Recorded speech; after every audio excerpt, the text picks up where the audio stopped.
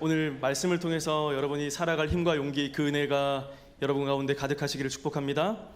여러분 혹시 화장실에 가셨다가 벽면에 낙서를 본 적 있으십니까? 없으십니까?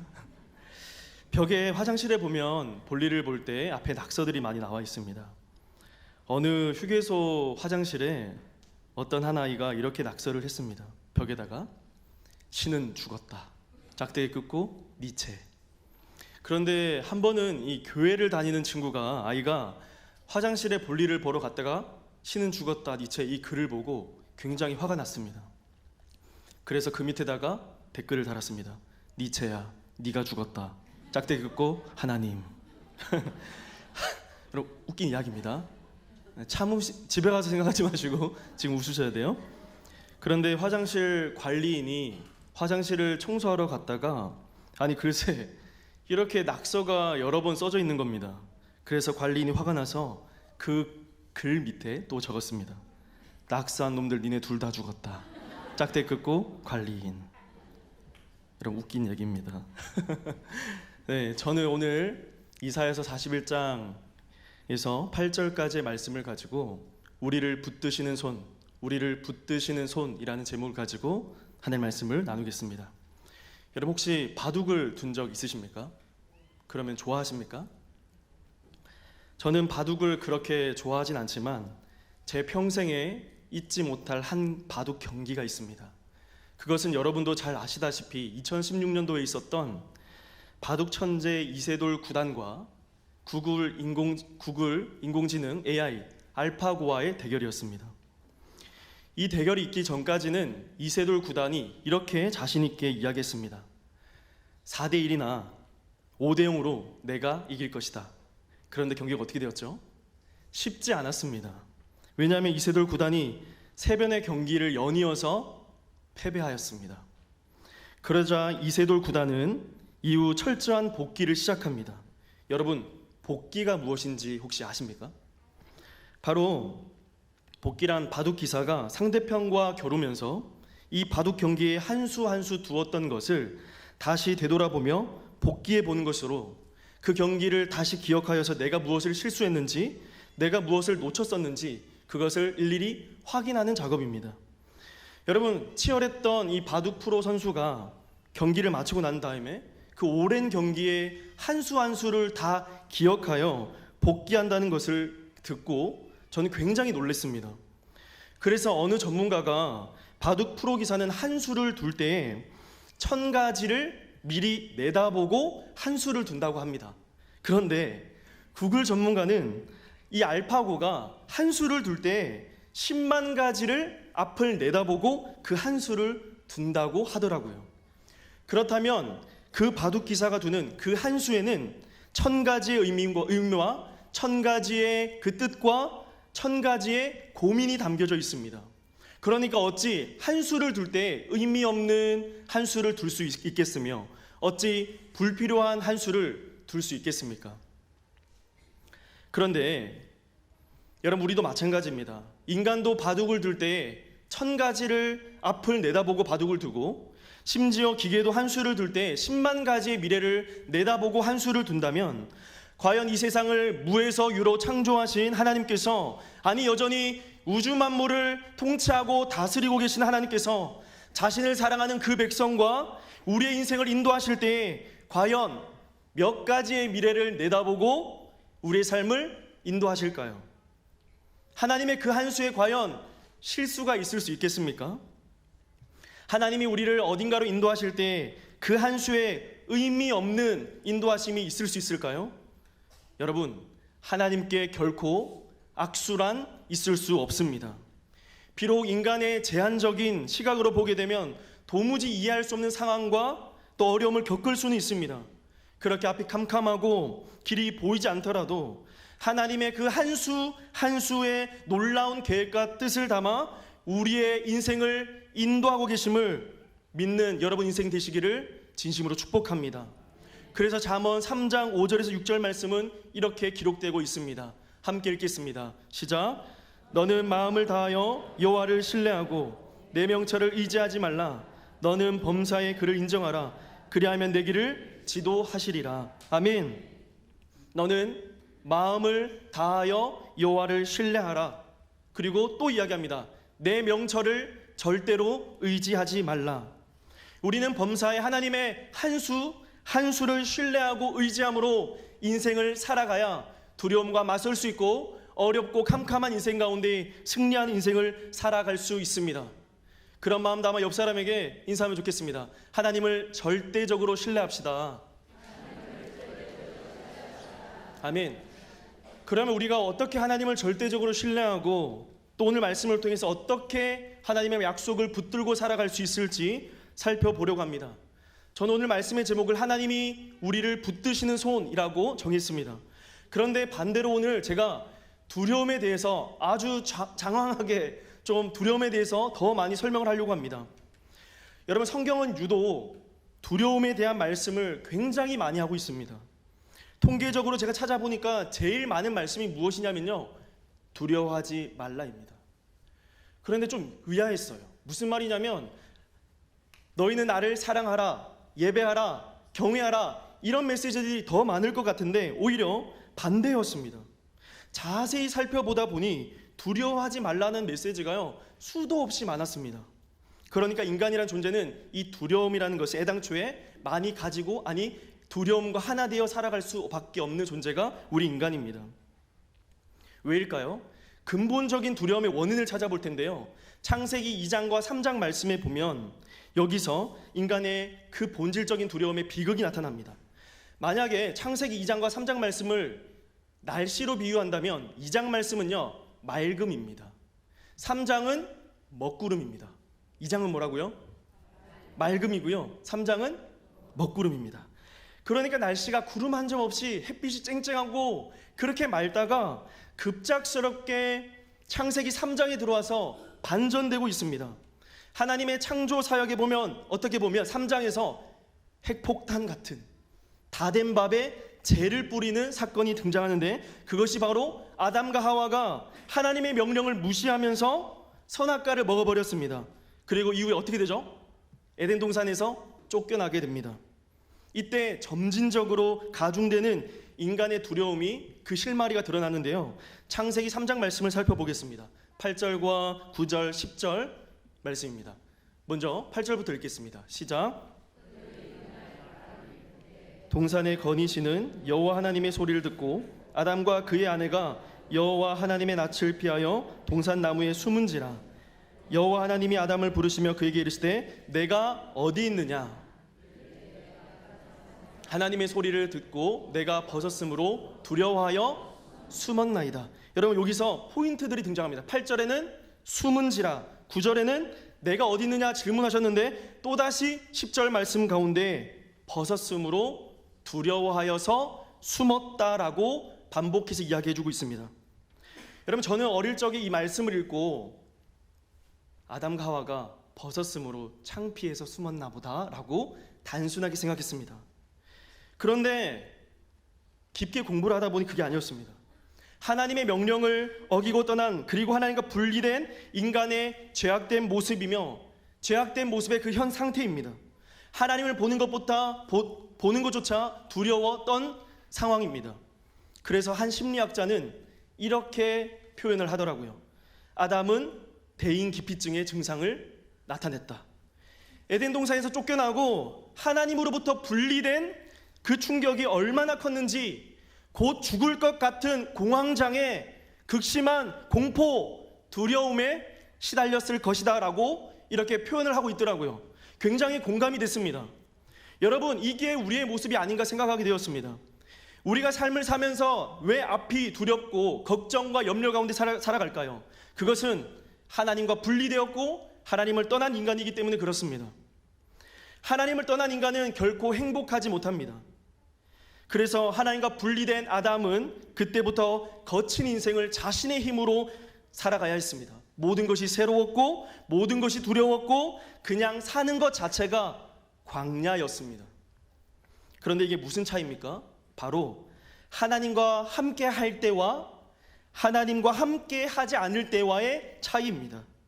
다시 말해서 하나님 안에 있는 삶과 하나님 밖에 있는 삶의 차이입니다. 이것은 어마어마한 차이입니다. 여러분, 아담과 하와가 에덴 동산에 있을 때 하나님과 함께 할 때는요, 부족함을 몰랐습니다. 두려움요, 그것 몰랐습니다. 왜요? 하나님과 함께하고 완전한 풍요, 평안, 안전, 온전한 사랑, 기쁨과 희망, 행복하게 지냈습니다. 이게 바로 에덴 동산의 삶이에요. 그러나 에덴 동산에 쫓겨나서 하나님과 함께하지 않음, 하나님 밖에 살 때에 아담과 하와가 느껴야 될 극심한 고통과 슬픔, 절망 그 자체였습니다. 그래서 한 심리학자가 그렇게 표현한 것 같습니다. 아담과 하와는 바로 대인기피증과 공황장애 증상을 보였다. 저는 이것을 보고 극심한 고통을 느꼈습니다. 함께. 이렇게 아담은 광야와 같은 삶을 살게 된 겁니다. 자, 보십시오. 아담과 하나님이 단절되었고 오직 자연 속에 홀로 지내야 했습니다. 그리고 오직 자신의 힘만을 의지해서 살아가야 했습니다.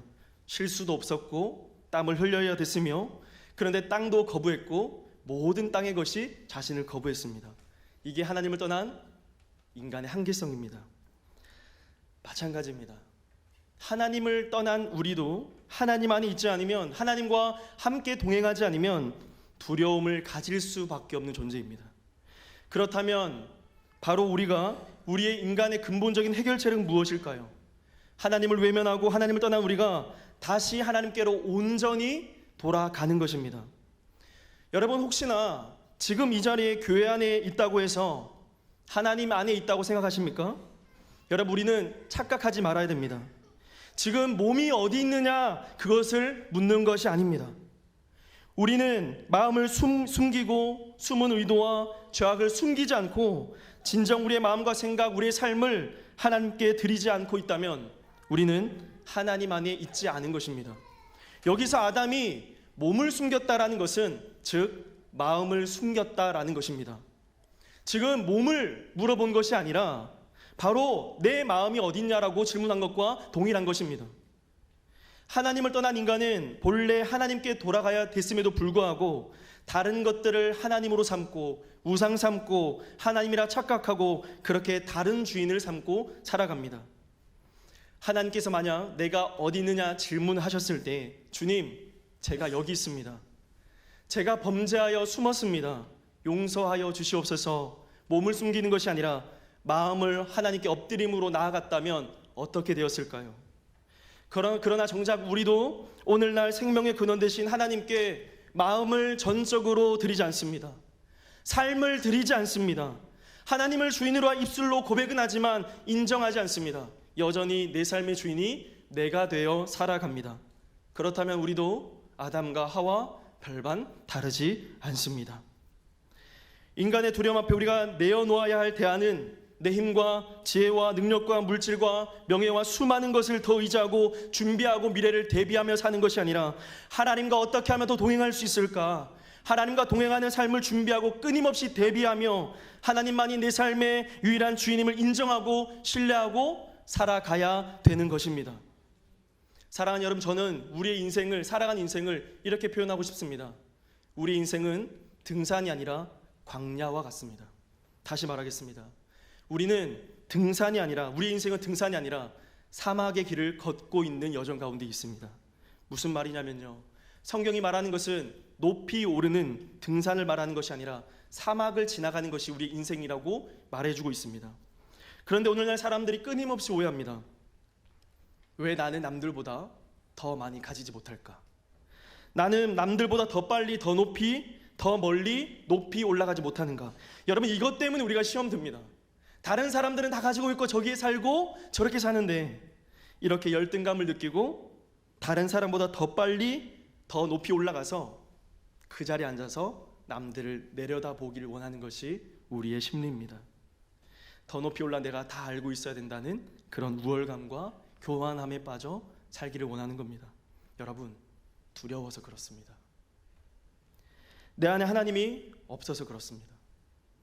내 안에 내가 너무나도 많아서 그렇습니다. 진정한 두렵지 않고 평안함 가운데 살아가려면 내 안에 하나님으로 가득 차야 합니다. 두려우니 다른 것들을 더 의지하는 겁니다. 더 찾는 겁니다. 더 두려워하는 겁니다. 더 높이 좋은 자리 올라앉아야 안정감이 있고 인정받으며 받아야 그게 참된 평안이라고 하나님보다 더 앞세우며 우리는 인생을 살아갈 때가 많습니다. 사랑하는 여러분, 인생은 높은 산을 오르는 등산이 결코 아닙니다. 우리가 정복하고 다스릴 수 있는 것은 아무것도 없다는 것을 기억해야 합니다. 그러므로 인생의 진정한 행복과 평안은 소유에서 오는 것이 아니라 진정한 평안과 행복은 하나님과의 관계에서 옵니다. 여러분, 아담처럼 범죄하여 숨어 떨고 두려워하는 인생이 아니라 또 그 두려움을 숨기고자 아둥바둥 우리의 힘만 믿고 살아가서는 안 됩니다. 두렵다고 하나님이 아니라 다른 사람을, 욕망을, 물질을, 내 지혜를, 내 권력을 지나치게 의지해서는 안 됩니다. 우리는 그 무엇보다 하나님을 두려워하고 하나님을 철저히 신뢰하고 따라야만 합니다. 여전히 두렵다면 더 이상 마음을 숨기지 마시고 우리의 죄악을 숨기지 마시고 차라리 우리 하나님 앞에는 우리의 죄악된 마음을 몽땅 들키셔서 모두 다 쏟아내는 여러분의 삶이 되시기를 진심으로 축복합니다. 이게 바로 두려움의 근원을 살펴보았습니다. 그런데 우리가 인생을 살아가다 보면 늘 불안할 수밖에 없고 두려움을 가지고 살아갈 수밖에 없습니다. 왜냐하면 우리의 삶은 늘 새로움의 연속이거든요. 여러분, 창세기 3장 16절 말씀에 보면 혹시 하나님께서 어떤 고통을 주시는데요, 해산하는 고통이 맞습니까? 아니면 임신하는 고통이 맞습니까? 네, 다들 해산하는 고통이라고 말씀하시잖아요. 창세기 3장 16절 말씀을 찾아보면요, 해산의 고통이 아니라 임신하는 고통이라고 기록되어 있습니다. 저 거짓말하는 거 아닌데? 표정이 바로 띄워주시네요. 맞죠? 제 말이 맞죠? 제 거짓말하는 거 아니죠? 이때 당시에 이 여자는요 처음 임신했습니다. 그러니까 하나님께서 너 임신할 거야? 배가 불러올 거야? 생리가 멈출 거야? 그렇게 말씀하신 거 아닙니다. 갑자기 배가 불러오니까 죽을 병에 걸렸구나, 복수가 찼구나, 그렇게 생각하고 새로움에 대한 두려움이 있었을 겁니다. 이게 뭐지? 왜 내 배가 불러지지? 그 새로움입니다. 제가 거짓말한 거 아닙니다. 너무 놀라셔서. 우리가 내일을 내다볼 수 있고 인생을 2번 살 수 있다면 좀 더 능숙하게 살 수 있을 것 같은데, 저도 남편을 처음 해보고 아빠를 처음 해보다 보니 늘 실수의 연속입니다. 부모를 처음 하다 보니 자녀를 어떻게 양육해야 될지 모르겠습니다. 저 결혼 처음 해서 그렇습니다. 이렇게 인간은 앞을 내다볼 수 있고 미래를 내다볼 수 없는 존재이기 때문에 늘 새로운 것에 대한 두려움을 가지고 있습니다. 그러니까 한마디로 인간이 두려움을 많이 가질 수밖에 없는 대부분의 이유는 불안 때문이며, 즉 앞에 나와 있는 불확실성 때문에 그렇습니다. 지금 내가 어디에 있고 어디에 좀 더 가야 될지, 어떻게 해야 될지 모르기 때문에 그렇습니다. 학생들은 내가 대학 가지 못하면 어쩌나, 그리고 또 대학생들은 내가 취업하지 못하면 어쩌나, 그리고 내가 결혼하지 못하면 어쩌나, 그리고 가장들은 내가 가족들을 먹고 살리지 못하면 어쩌나, 내가 회사에서 잘리면 어쩌나. 그러니까 내일 일어날 일에 대해서 우리는 미래에 일어날 일에 대해 미리 두려워합니다. 왜요? 보이지 않으니까요. 이게 바로 불확실성, 불완전한 상태 때문에 그렇습니다. 심지어 우리는 내 마음조차 모릅니다. 마치 갈대와 같아서 마음이 흔들흔들해요. 카페 가서 메뉴를 정할 때도 5분, 10분 걸립니다. 왜요? 결정을 못하고 선택을 못합니다. 이 모든 것이 불안한 연속이고 세상도 급변하는 세상 가운데에 내 마음도 변하고 세상도 변합니다. 그래서 두렵습니다. 두려움에 대해서 한 가지 더 이야기하려고 합니다. 저는 오랜 청소년 사역을 해오면서 감사하게도 매년 청소년들에게 하나님 나라와 선교의 비전을 심어주기 위해서 매년 동남아로, 필리핀으로, 베트남으로 선교를 인솔을 한 적이 있습니다. 그때 제가 선교를 여러 번 다녀오면서 다짐한 것이 있습니다. 꼭 하는 훈련의 코스가 있습니다. 그것이 바로 등산입니다. 왜 등산을 훈련 코스에 넣냐고요? 아이들이 앉아서 공부만 하다 보니까 복음을 전하고 공연을 하고 선교 사역하는데 물갈이를 하고 몸살이 걸려서 하루 종일 선교를 못하고 돌아온 경우들이 있더라고요. 그러니까 다들 체력이 약해서 너무 힘들어하는 거예요. 그래서 저는 선교를 갈 때 꼭 등산 코스를 넣습니다. 만약에 어른들도 가시기 전에 등산으로 체력을 길렀으면 좋겠습니다. 아무튼 아이들과 등산을 해보면 정말 에피소드들이 쏟아집니다. 올라간 지 3시간 코스인데요. 올라간 지 10분도 안 돼서 퍼지는 친구가 있고요. 물이랑 간식을 나눠줬더니 다 까먹고 20분 만에 토하는 친구들도 있었고요. 발집에 물집이 잡혔다고 업어서 올라간 친구들도 있습니다. 그리고 아이들이 등산할 때 제게 제일 많이 하는 질문이 있습니다. 무엇일까요? 전사님, 얼마나 남았어요? 얼마나 더 가야 돼요? 그럼 저는 속으로 아직 반도 안 왔다 이놈들아, 그렇게 이야기하고 싶었습니다. 아무튼 계속 얼마나 남았냐고 물어봐요. 아이들 입장에서는요, 불안한 거예요. 목은 마르고 다리가 아프고 언제 도착할지 모르니까 얼마나 더 가야 될지 막막한 겁니다. 이처럼 아이들을 불안하게 하고 두려움에 떨게 만들었던 것은 정상이 보이지 않을 때, 그리고 얼마나 온지 몰랐을 때 그 막막함과 불확실성이 아이들을 지치고 힘들게 만들었습니다. 여러분, 이렇게 두려움이라는 것은요, 앞에 뭔가 좀 보이고 희망이 보이면, 끝이 보이면 될 텐데 그걸 몰라서 그래요. 그런데 갑자기 아이들이 초인적인 힘을 발휘할 때가 있습니다. 그리고 얼굴에 미소가 띌 때가 있습니다. 바로 이때입니다. 얘들아, 저기 정상이 보인다. 다 왔다. 그럼 아이들이 마음의 평안을 찾기 시작하고 얼굴에 웃음으로 바뀌고, 아니 언제 그랬냐는 듯이 애들이 쏜살같이 뛰어가기 시작해요. 그리고 정상에서 사진 찍고 그렇게 즐기는 모습을 볼 수 있습니다. 여러분, 이처럼 우리도 앞에 뭔가 보이면, 우리 손에 뭔가 잡히면 크게 두려워하지 않고 평안이 찾아오는 것처럼, 광야 같고 사막의 길을 걷는 것 같은 우리 인생 가운데도 우리가 꽉 붙들어야 할 것이 있습니다.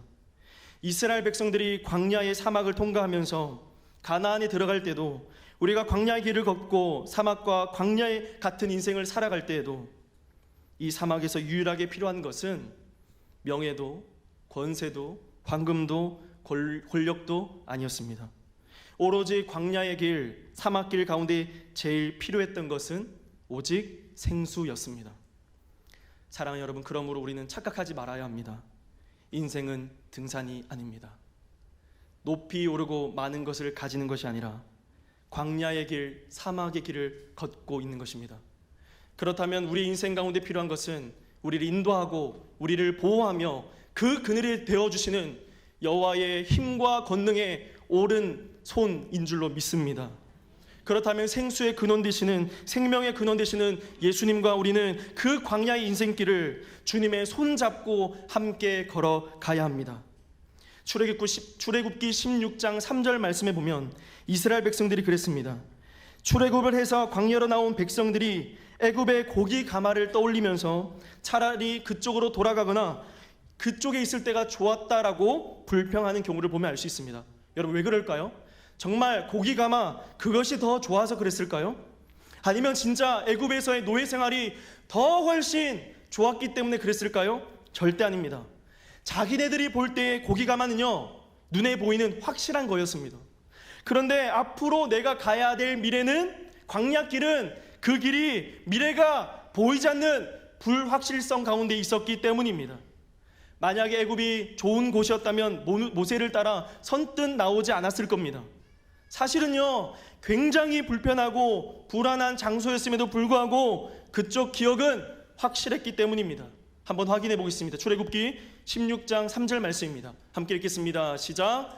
이스라엘 자손이 그들에게 이르되 우리가 애굽 땅에서 고기 가마 곁에 앉아 있던 때와 떡을 배불리 먹었던 때에 여호와의 손에 죽었더라면 좋았을 것을 너희가 이 광야로 우리를 인도해 내어 이 온 회중이 죽게 하려는도다.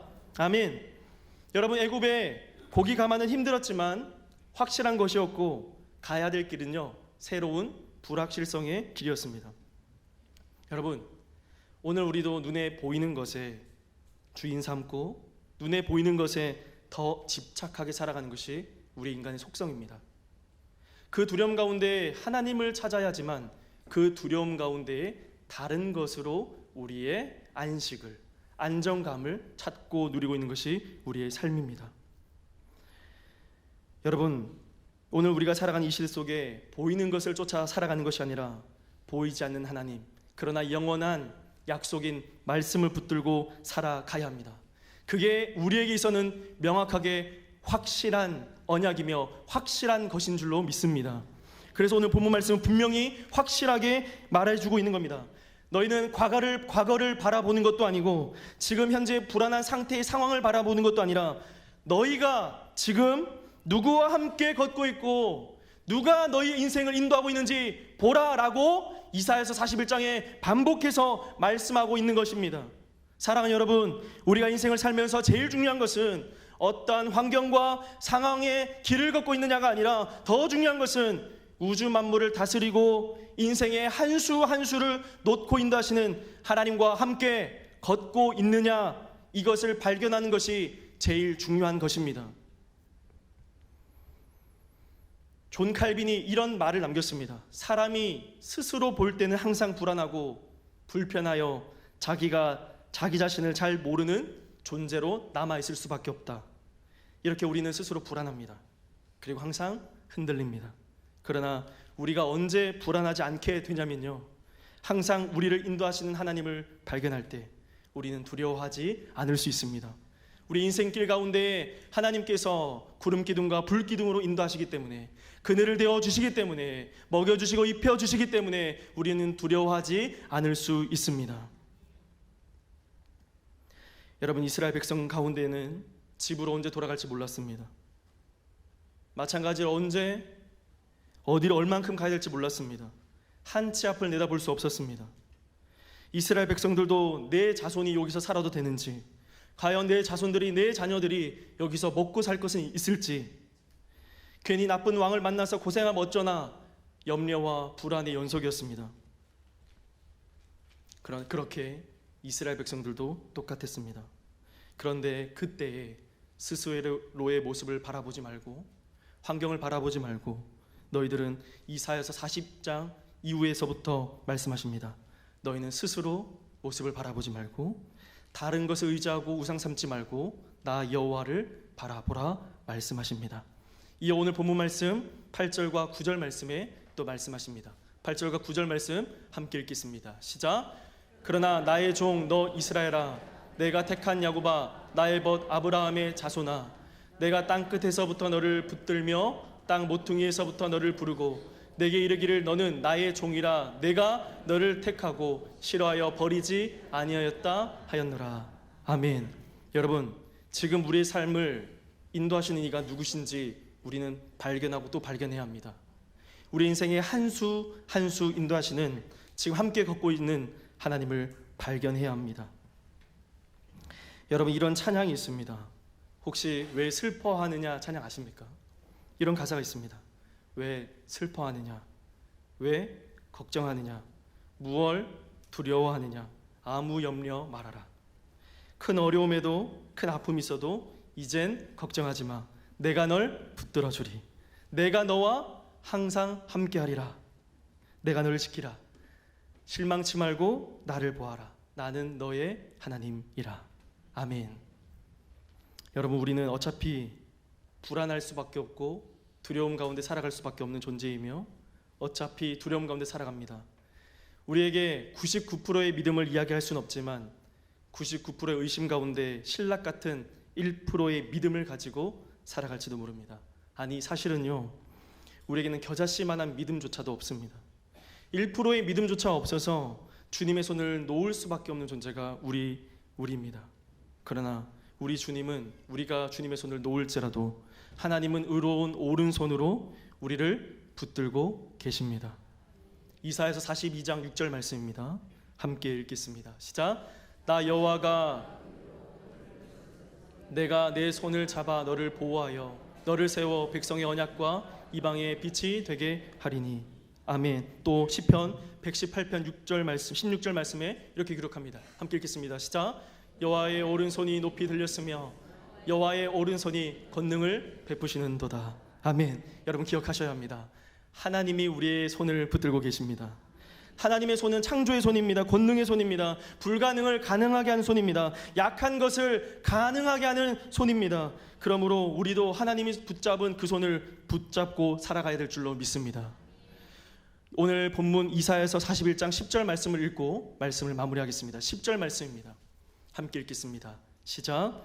두려워하지 말라. 내가 너와 함께함이라. 놀라지 말라. 나는 내 하나님 됨이라. 내가 너를 굳세게 하리라. 참으로 너를 도와주리라. 참으로 나의 의로운 오른손으로 너를 붙들리라. 아멘. 우리 주님은 의로운 오른손에 붙들림 바 된 우리의 백성을 놓지 않으십니다. 예수님은 한 손으로는 하나님을 붙드셨고 한 손으로는 우리를 붙들고 계십니다. 그렇다면 광야와 같은 이 인생, 그리고 사막과 같은 인생길 가운데 걸어가는 우리 가운데 두려움이 아니라 안정감을 찾을 수 있고, 또 하나님의 의로운 손 때문에 우리는 두려워하지 않고 승리한 인생을 살아갈 수 있습니다. 그래서 하나님의 붙드시는 손으로 살아가는 여러분 되시기를 축복합니다.